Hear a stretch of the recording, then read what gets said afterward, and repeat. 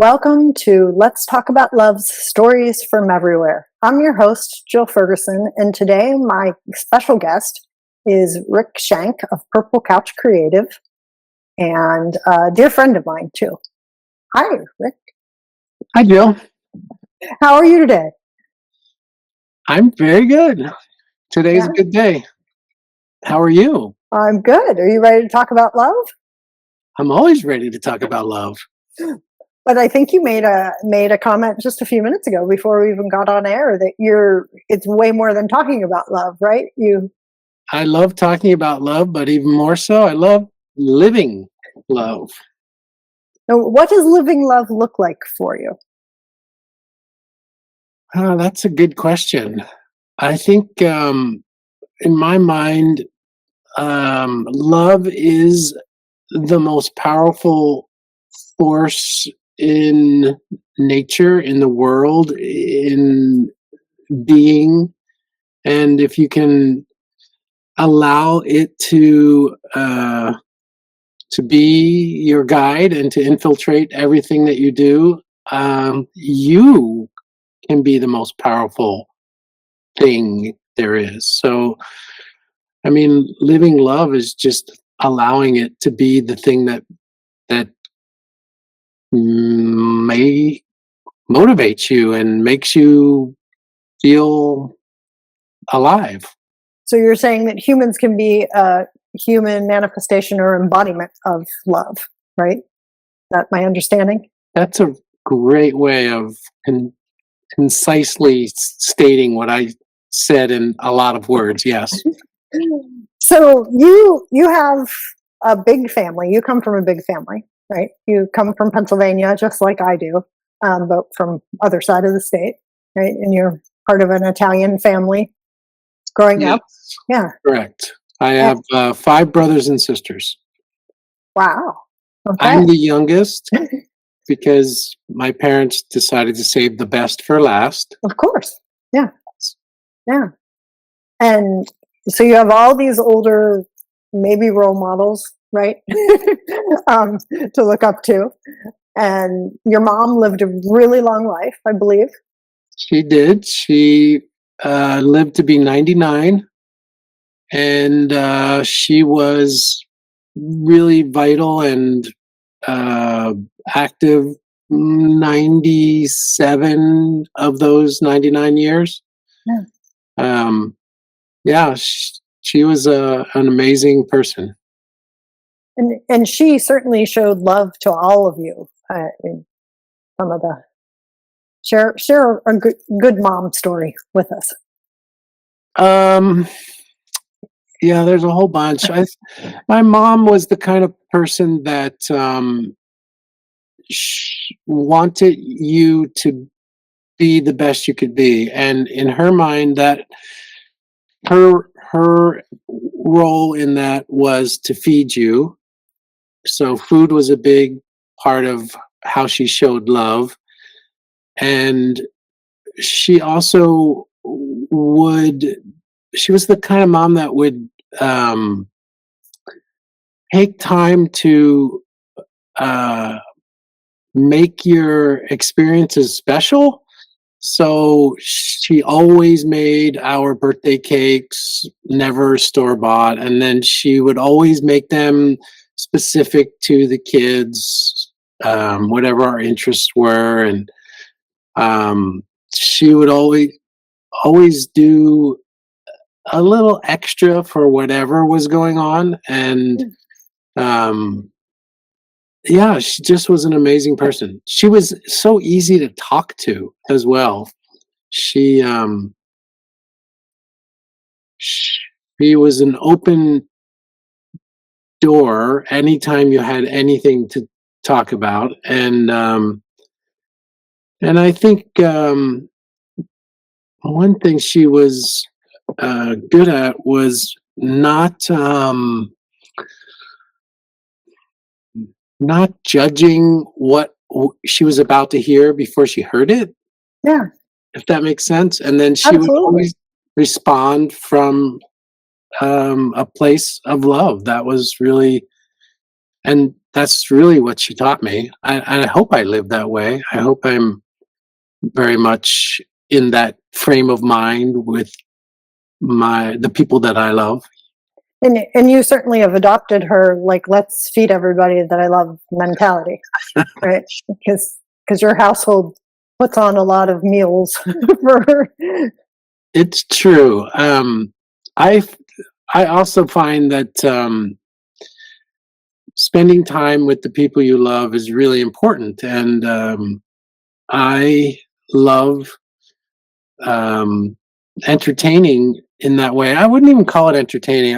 I just like gathering people together, and in the gathering, sharing whatever there is to offer. Food is definitely a part of it. But as you know, I get together with friends and play music, and um, I get And you're together. not even a professional musician. No, not I'm Yeah. a learning. I'm learning to play the guitar, um, and I came to music late in life, so um, it's not an easy thing learning something new when you're a little bit older. Mhm. Um, but yeah, it's something that I love doing, and I love sharing with people. So that's a really important thing to me. And as you, I go for a walk every morning with you and your two dogs, and that to me is another way of gathering with friends and sharing time. And um, And I think it's another example of the way that we create chosen family, right? My dogs have certainly chosen you as their family, especially the one, but both of them have. yes, yeah, chosen family is a great. I think the word family is a great word, and it indicates relationships beyond friends, and it indicates interactions that can be more deeper and more fulfilling, maybe. But yes, I have a very large chosen family. Yeah. And so I mentioned that you have Purple Couch Creative. You want to talk a little bit about what that is and the kind of work that you do and the work that you've done in the past, right? Because you had a pretty winding career, just like I have. Yeah. I'll start at the current moment and work my way back or Okay. earlier into my career. So I currently run a design company called Purple Couch Creative, and I do a lot of projects that are either in two different camps. One is I design books or publications, and the other is brand identity packages. Um, and this company and these activities came about after a long career in design and publishing, and I had just um, I'd worked a long time in private industry, and then I worked for educational organizations, and then I taught for a long time, and I really wanted to work on things that I loved working on, and I wanted to work for people that I thought w- were doing things that were not solely motivated to make money. Yeah. Wanted them to be passion projects, and I also wanted to have it be fun, or not. I didn't want to call it work. I wanted to call it play. And I decided I would just have that idea and that attitude toward the work, um and it's been great. I think that when you set those intentions and the boundaries of I want this to be fun, and I want to love what I'm doing, and I want to play and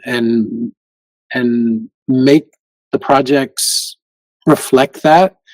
I think that it's visible. People Yeah. see it, and they can sense that these designs and these projects are coming out of a place that is informed and infused with that kind of passion. I think a good example of that, right, are these covers that you've designed for the Faith Walker Whiskey Dog Mystery Series, because this is the Valentine's Day cover, and it's just, it's fabulous, right? It's playful, it's fun, it's everything you just talked about. Yeah. Um, and I know you've done this whole series, and you've done a bunch of other book series, and you created all of our swag for Let's Talk About Love with the superhero characters that says "Love is my superpower." You worked on the branding and created the logo and the colors and everything and the patterns that we use, and that joy and that love and that playfulness shows up in all of the work I've seen of yours. Yeah, I was really excited about this project, Let's Talk About Love, um, because I had tried to start something along the same lines a few years ago. Um, and that project was called I Am Love.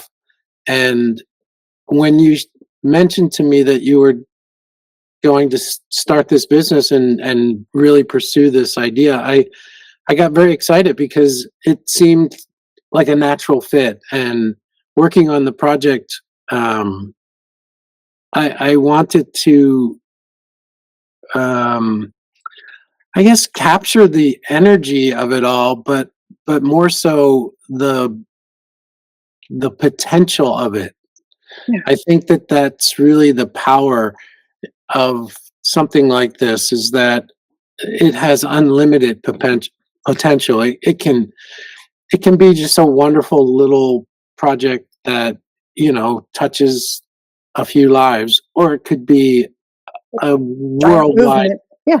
movement that actually changes the world. And I think when I was working on the identity, I wanted it to be this idea that is humble in its look, but powerful in its universal appeal. And that it radiates energy, because you had the heart is doing this, right? It's Exactly. expanding and its power. Yeah. Um, So that for me, the idea of that logo was that it's it's not about the physical heart; it's about the energy that comes out of it. So there is no physical heart in that mhm. logo. It's just all the energy that is coming out of it that allows you to mentally put the heart into the logo. Yeah, that's right. It was really well done. I appreciate that. I'm so grateful for you for coming up with that idea and executing it flawlessly. It's Oh, thank. beautiful. So said you worked in education. You clearly studied art at some point, in some way, shape, or form, right? Um, Yep. I went. My undergraduate degree is in design. It's called. At the time it was uh, television, radio, and print were all really mhm, big, and so they did. My degree is in design that is not specific to the medium. So communication mhm. design was the description, and we had to learn and understand how to communicate in those kinds of mediums. And then as I was graduating, the computer, the Macintosh, was introduced, and that just changed everything. And soon after that, the internet kind of took off. And again, I was grateful to have this education in communication design, not specifically print design or Mhm. those kinds of things. And so it has served me well. Um, It certainly I made you flexible in the stuff that you can tackle. Yeah, and I've always had a very curious mind. When the Macintosh came out, I was so curious about how the computer was going to be a tool in design, and I can remember a lot of my colleagues at the time um, weren't curious and were more fearful of the computer, and they basically got out of the business. Um, and I thought that's just not very adventurous, first of all, but sad that they would choose to let a tool kind of push them out of the business.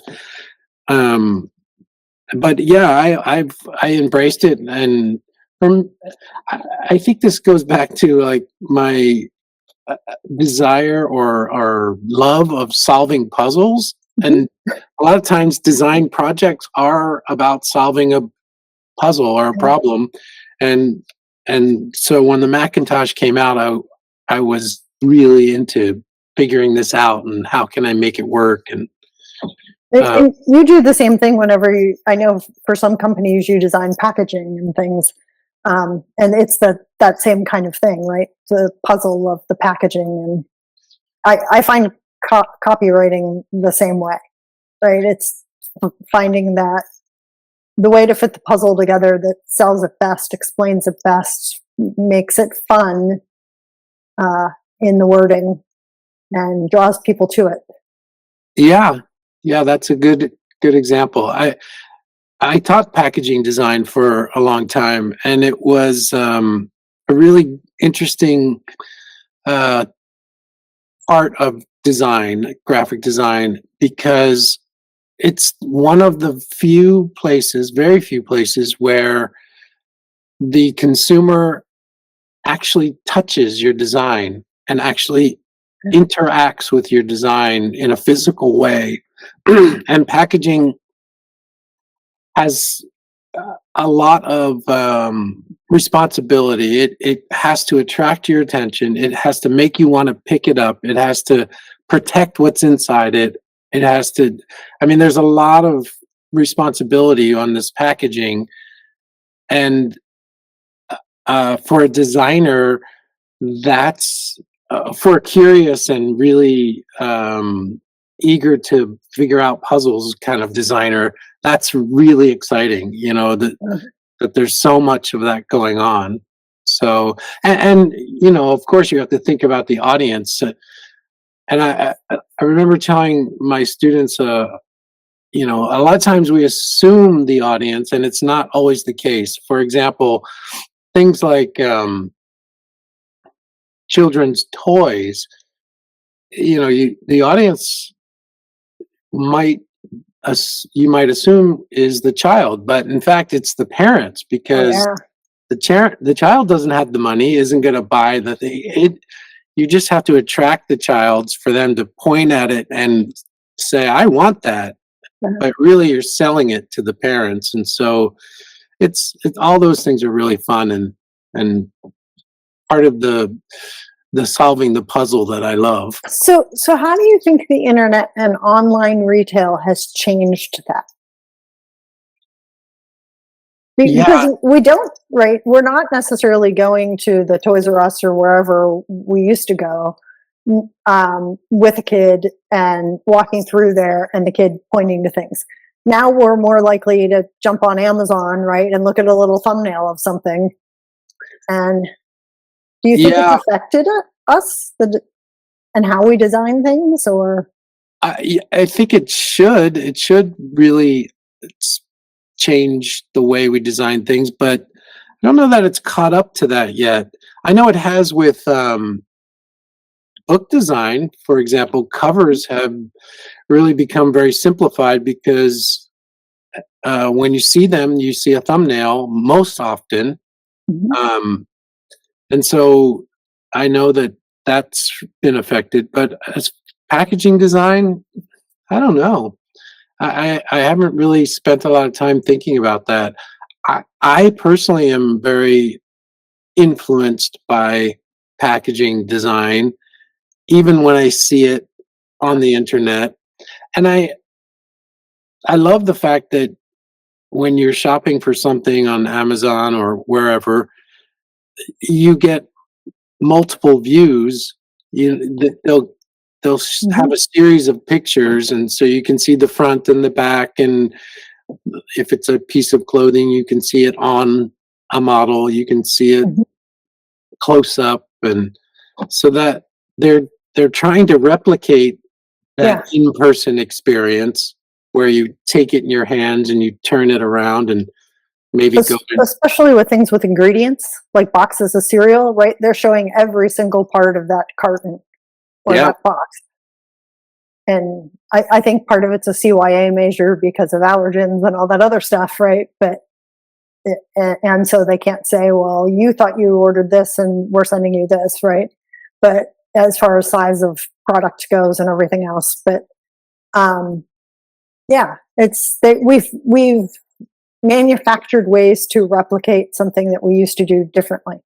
yeah, and that's what it's doing. It's replicating the in-person experience.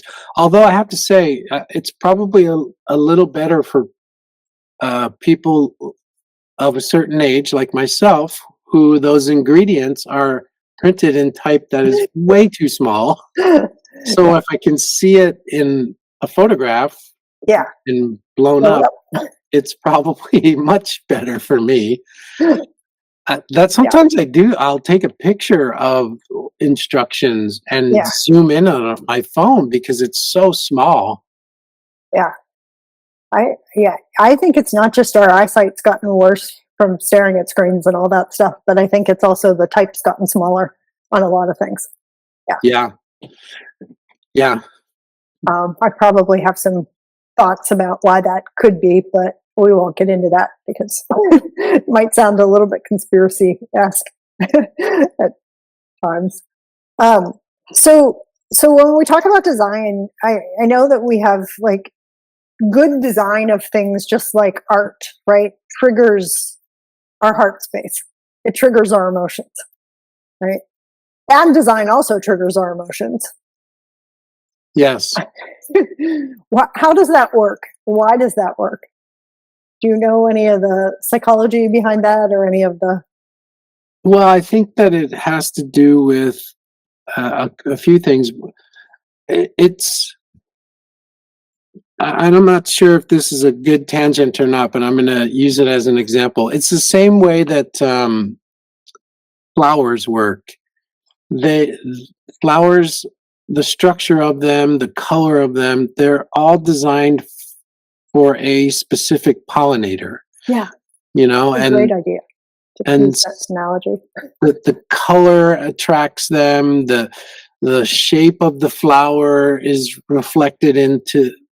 For example, a hummingbird's beak is very long and thin to fit into those long necked flowers, and I think the same is true for packaging. You know, you're thinking about your audience and design in general. You're thinking about your Mhm. audience. You want to attract them to this piece. You want them to be fulfilled, and when it works, yeah, I think we are stimulated in a way that um, it's doing its job. And I know this sounds a little manipulative, but in some ways, I guess it is. You know, it's doing its job for you to fall in love with it, and and good design will do that. Any good design. I can Yeah. remember going to the um, uh, Frank Gehry designed building in Los Angeles, the music center. Mhm. And gosh, from the outside, it's just really cool looking and great. And I couldn't wait to go in and see it and really experience it. And when I got inside, the inside did not disappoint. It's really beautiful in there. The sound is amazing in there. And so I kept thinking, well, this is a really good design example. Like, Mhm. it made me want to be there, and it didn't disappoint once I was there. So I think that design is works that same way. It stimulates these ideas of satisfaction and connection and love, and sometimes, as you were saying, bad design does the opposite. I have a lot of pet peeves and in design, and the peeves are usually things that I wish people would pay more attention to, and and make more beautiful. Yeah. I, I would tell my students all the time, please design things that bring more beauty to this world. We don't need more bad design. We need more beauty. And um, when I see things where I think it's like a missed opportunity. And here's one example. I don't know if you've been to a movie theater in a while, but movies are now Mhm. expensive. It's like $20 to see a movie, and Mhm. you get this dot matrix, really bad, ugly printed ticket to get, Unless you get the E ones on your phone. Yeah. unless you get the E ones, and then they have an opportunity because they're not spending any money to print it. But my feeling is they could make that experience so much better, and they could make that experience a souvenir. This idea that you had a reminder of the movie that you wanted to hold on to, and you wanted to refer back to again and again Mhm. later in life. I think that's a missed opportunity, and I just I wish things like that would people would invest the time and effort into making them beautiful. Tickets for sporting events or concerts are the same way, right? And now they're using those same tickets, whether they're electronic or paper, to put ads on them. And, Correct. and that just, to me, I feel like we're so bombarded with ads already. It's like I don't need the gas pump telling you're shooting ads at me the whole time I'm pumping gas in my car, or or charging my electric car. I don't necessarily need that, right? It's at a commercial Yeah. charging station, and it's like everybody wants to figure out every single angle that they could possibly make money from. um It's true. Every yeah. space or every method of interaction, whether it's, uh, watching something on television, listening to something on a streaming, or every interaction we have is starting to be corrupted with advertisements. Yeah. It is pretty annoying. And when we're talking about design, good design, I mean, it doesn't matter if we're talking about like clothes or a building or a house or a car or even a pair of shoes, right? It's good design is good design. And it makes us feel something inside of us, some emotion. It triggers something neurological, physical response within us, going like, wow, that's beautiful. Yes, it's a work of art, and I think anybody can appreciate a really well done work of art, and Mhm. I think that's the real success of Apple. They spent so much time on their design, Mhm. and not just the design of their products, which I think are really well designed, but the packaging and the advertising and the everything. The stores, they're Yeah.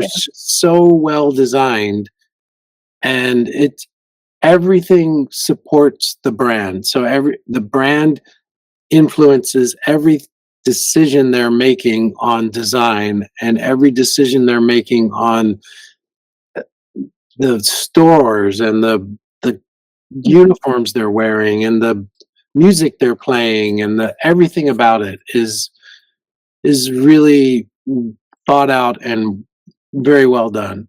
And you're right. I I have a good impression of Apple. I love the products. I love using them, and that I think goes back to probably comes back to what we had talked about with Purple Couch. I really think if you infuse your design with care and love, it's it's obvious to the consumer, and it does make a difference. It does Yeah. affect them.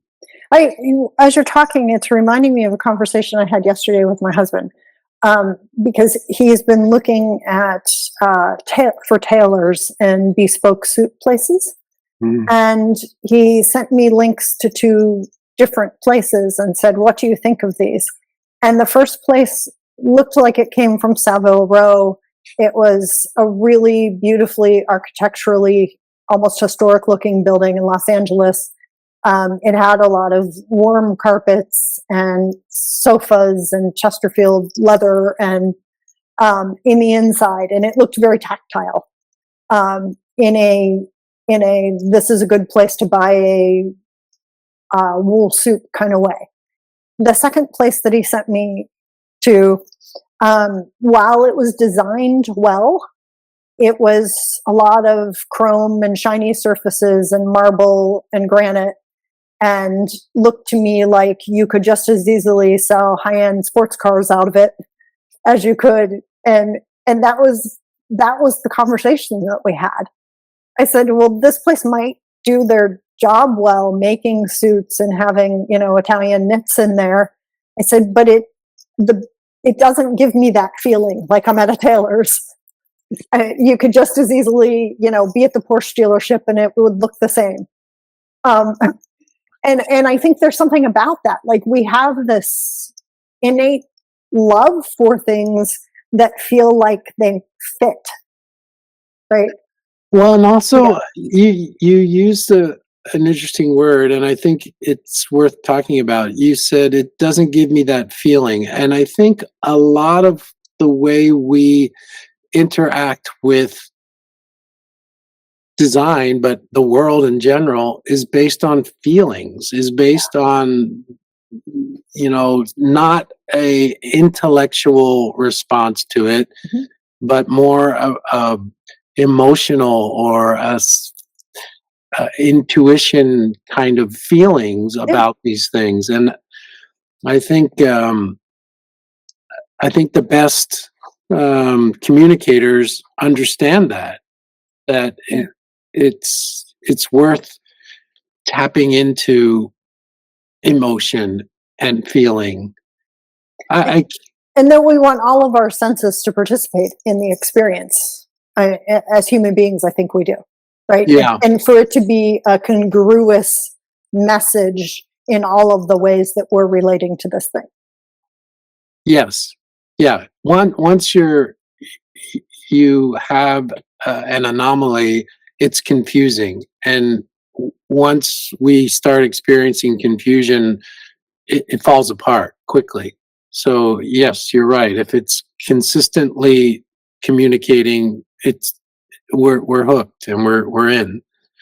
There's an interesting saying from one of my design heroes, Paul Rand, and he says, um, if you win the consumer's intellect, you have a customer for a day. If you win their hearts, you have a customer for life. Oh, I love that. And I think that that's a really valuable idea. Like, you don't need a customer for a day. You want a customer for life, and the way to do that is to win their hearts. And I, that's I think that extends beyond design, right? It It's does. the way we interact with the world around us and all the people around us, and um, just any of our experiences that we have, Yeah. right? Yes. I mean, certainly, I think it's the way that we um, choose our path in life. A lot of times, it's based on our emotional reaction to it. You know, sometimes we have to decide between two different jobs or two different locations or whatever, and it really comes down to I have a good feeling about Yeah. this, and that's Well, and I would even extend it like to something more inane, right? Like if you are presented with this food that you're told is healthy, and that's your right, the knowledge part, right? That hmm okay, well, I should eat this because it's healthy, and that's the way that it comes to you. Most of the time, you're kind of like, oh, I'm eating this, but I'm not enjoying it, right?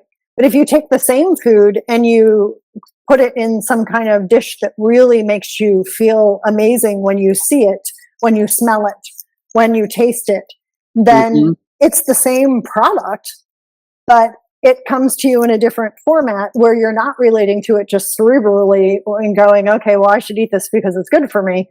But you're like, wow, this really is, I'm feeling it, yeah, right? yeah, And we've all been there with foods that we're told like you should eat this because it's healthy for you, and you're like, oh, mm, people in their yeah, Brussels sprouts that believe they're little green balls of death, and and quinoa and all that other kind of things that we're told. yeah. Yeah, And this is not only an adult uh, situation or paradigm. Children are the same way, yeah, and I think it's not a learned reaction. It's just something intrinsic to humans. We really do move through the world and make decisions based on our emotional reaction as well as intellect. But I think mhm, emotions are really a stronger um, motivator or decision maker. yeah.